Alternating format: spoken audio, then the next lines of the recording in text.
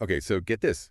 You're working in Singapore, right? Life Yeah. is good. Hmm. You're at ByteDance, company behind TikTok. You're settling in, enjoying the city. Right. And then bam, Yeah. they hit you with a curveball. A tax curveball.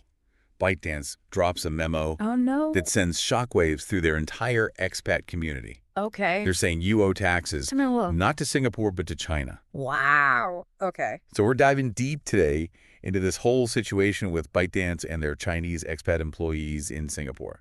It's a wild It one. is. It really reflects how China's getting more and more assertive, when it comes to enforcing its tax laws around the world. Absolutely. And we're talking about a lot of people, over 1,000 Chinese expats working for ByteDance in Singapore, who are now facing this huge question mark hanging over their heads. Yeah. So to break it down, ByteDance issued this internal memo, Right. and it says that Chinese nationals who move to Singapore for work, they have to report all of their income and pay taxes back to China. Right. But here's the thing. It gets even more complicated because local hires in Singapore, Yeah. who also happen to be Chinese citizens, they're only encouraged to report their income, not mandated. Oh, wow. So it's like two different standards. Exactly. Yeah. It is. And that's why this whole thing is causing so much confusion and uncertainty. Yeah. I mean, it really shows you how complex this whole idea of tax residency can be. Right. It's not always just about where you live physically. Yeah. China's basically saying that, in this case, citizenship trumps residency. Yeah. And then you bring in things like stock options, and then it gets Yeah. really complicated. That's a whole other layer of this. Absolutely. So because now employees need to prove they've paid their Chinese taxes if they even want to think about cashing out on those stock options. Wow. And get this, ByteDance is holding any unpaid taxes in the form of restricted stock units. Oh, so it's like they're holding their money hostage almost. Yeah, essentially. Wow. It's like a financial double whammy, Yeah. you know? You're hit with a potentially massive tax bill, and then they restrict access to a good chunk of your compensation until you pay up. Yeah. This must be creating so much stress and anxiety for these employees. Absolutely. And it's not a small difference in tax rates either. No, not at all. We're talking China's highest tax rate sits at 45%. Yeah. Singapore's is 24%. That's a huge difference. Huge. Yeah. So just to give you an idea, let's say you're making $200,000 a year. In Singapore, you'd be paying a certain amount in taxes. Yeah. But under China's system, Yeah. you could be looking at tens of thousands of dollars more going straight to the Chinese government. Wow. That's a big chunk of change. It is. It's a significant financial hit that could impact people's savings, their investments, Yeah. their ability to plan for the future. Absolutely. It could even impact their career decisions.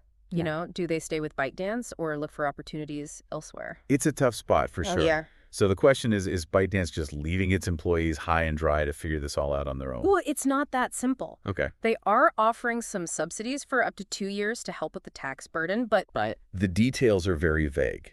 It's unclear exactly how much the subsidies will cover or what happens after those 2 years are up. yeah, that lack of clarity definitely adds to the uncertainty and stress for these employees. Absolutely. Yeah. They're probably wondering, will the subsidies even be enough to cover the difference between Singapore's tax rates and China's? Right. And what happens after 2 years? Do they have to foot the entire bill themselves? Exactly. It's a very precarious situation to be in. It also raises these bigger questions about corporate responsibility in these situations. It does. I mean, on the one hand, you have ByteDance, a Chinese company operating under Chinese laws, so they have to comply. Right.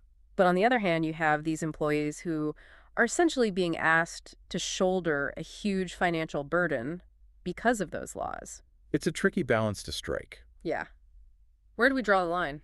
It's a tough question. It is. And this situation could set a precedent for other Chinese companies with global workforces. Oh, absolutely. We might see more of these types of tax mandates coming down the line. Not just from China, but potentially from other countries too. It's something to watch for sure. It really makes you think about the future of global mobility. It does. Will we see a shift back towards more localized workforces? Maybe.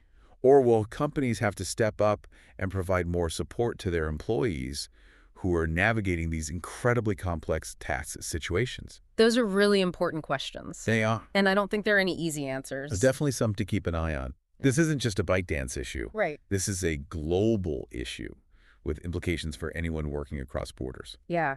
As the lines between where we work and where we live become increasingly blurred, Yeah. figuring out who's responsible for what is going to become even more crucial. Couldn't have said it better myself. Well, thank you. Thanks for diving deep with us today. This is my pleasure. This is something we'll definitely continue to watch unfold. Yes, absolutely.